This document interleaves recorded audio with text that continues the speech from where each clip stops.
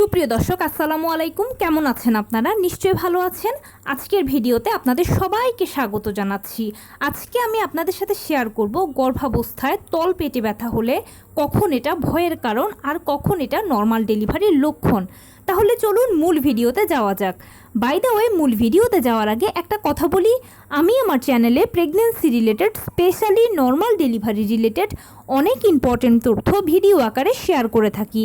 এই তথ্যগুলো আমার পার্সোনাল এক্সপেরিয়েন্স ও আমার ডক্টরের সাজেশন থেকে নেওয়া। তাই আমার চ্যানেলটিকে যদি একবার আপনারা ভিজিট করেন তাহলে আপনারা আপনাদের প্রশ্নাতীত মনের অনেক প্রশ্নের উত্তর পেয়ে যেতে পারেন। আমন্ত্রণ জানাবো আমার চ্যানেলটিকে একবার ভিজিট করে দেখার। এবারে চলুন মূল আলোচনায় যাওয়া যাক। আমি শুরুতেই বলেছি আজকে আলোচনা করব গর্ভাবস্থায় তল পেটে ব্যথা হলে কোন সময় এটা ভয়ের কারণ আর কোন সময় এটা নর্মাল ডেলিভারির লক্ষণ। দেখুন, গর্ভকালীন সময়ে মায়েদের বিভিন্ন ধরনের ব্যথা হয়। হাতে ব্যথা, পায়ে ব্যথা, বুকে পিঠে ব্যথা, পাঁজরে ব্যথা, কোমরে ব্যথা, তলপেটে ব্যথা, হাঁটুতে ব্যথা ইত্যাদি বিভিন্ন ব্যথা হয়।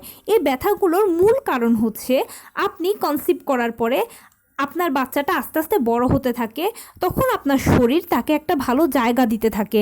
যত সময় বাড়তে থাকে বাচ্চার ওজন বাড়তে থাকে, বাচ্চা আরও বেশি স্পেস চায়, আর এর ফলশ্রুতিতে আপনার শারীরিক কষ্ট ব্যথাগুলো বাড়তে থাকে। এগুলো খুব কমন বা স্বাভাবিক ব্যাপার, প্রতিটি মায়ের ক্ষেত্রে হয়ে থাকে, তাই আপনিও এই কষ্টগুলো ভোগ করছেন। এই কষ্টগুলো আবার মা ভেদে বিভিন্ন রকম হয়।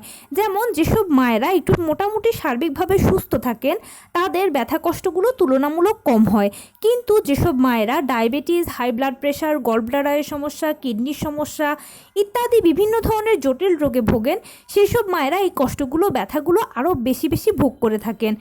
এখন এই কষ্ট বা ব্যথাগুলো প্রপারলি লাঘব করা কিন্তু সম্ভব নয়। এগুলো প্রত্যেককেই প্রেগনেন্সি পিরিয়ডে সহ্য করতে হয়, তাই আপনিও করছেন বা করবেন বা করতে হচ্ছে, কষ্ট করে এগুলোকে সহ্য করে নিন। তবে এই ব্যথা বা কষ্ট কমানোর জন্য আপনি একটা কাজ করতে পারেন, নিয়মিত হাঁটাচলা করা ও টুকটাক কায়িক শ্রম করবেন। এতে দেখবেন ব্যথা ও কষ্টগুলো কম হবে। গর্ভাবস্থার বিভিন্ন ধরনের ব্যথার মধ্যে তলপেটে ব্যথা হচ্ছে খুব গুরুত্বপূর্ণ ও অন্যতম একটা ব্যথা। এটা সবার হয়ে থাকে।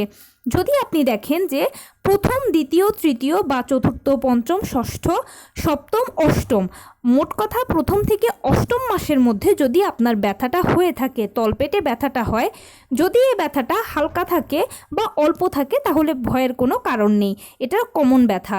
কিন্তু যদি প্রচণ্ড ব্যথা করে বা অনেকে আছে অসহ্য ব্যথা করে থাকে, তখন সেক্ষেত্রে প্লিজ আপনি আর বসে না থেকে ডাক্তারের সাথে যোগাযোগ করবেন। ডাক্তার চেক আপ করে দেখবে যে আপনার কেন, কী কারণে ব্যথাটা হচ্ছে। তখন সে মতে ডাক্তার আপনাকে পরামর্শ দেবে, ঔষধ দেবে, আপনি সে মতে চললেই দেখবেন যে ব্যথাটা চলে গেছে।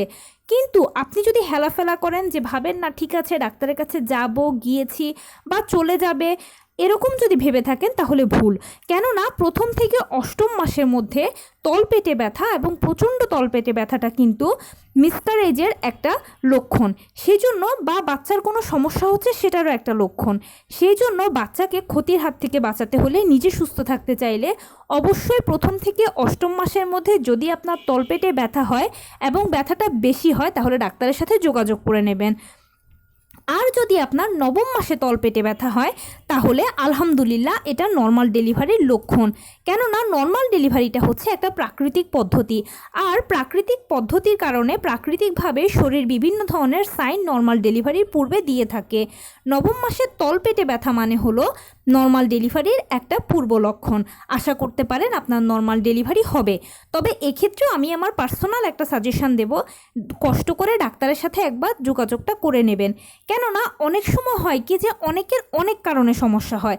এখন আপনার আসলে বেসিক্যালি কেন সমস্যা হচ্ছে নাকি স্বাভাবিকভাবে হচ্ছে সেটা একবার যোগাযোগ করে নিলে আপনি নিশ্চিত থাকতে পারবেন। তো এই ছিল আজকের ভিডিও। কেমন লাগলো বলুন? যদি ভালো লেগে থাকে ও হেল্পফুল হয়ে থাকে তাহলে প্লিজ লাইক, কমেন্ট, শেয়ার করতে একদম ভুলবেন না। আর সেই সাথে আমার চ্যানেলটিকে সাবস্ক্রাইব করার বিনীত অনুরোধ রইল। পাশে থাকা বেল আইকনটি ক্লিক করে দেবেন যেন আমি ভিডিও আপলোড করার সাথে সাথে আপনার নোটিফিকেশান পেয়ে যান। এছাড়া যদি কোনো প্রশ্ন থাকে কমেন্টসে জানাবেন, আমি রিপ্লাই দেব। প্লাস যদি কোনো পরামর্শ থাকে যে কোন বিষয়ের উপরে ভিডিও বানালে আপনারা উপকৃত হবেন সেটাও জানাবেন। আমি আপনাদের পছন্দের সর্বোচ্চ প্রায়োরিটি দেব।